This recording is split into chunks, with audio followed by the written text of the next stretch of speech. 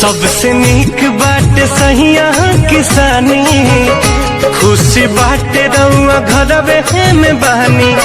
मारो कमैला के जी बहरा में गईला के, मारो कमैला के अब बहरा में गईला के।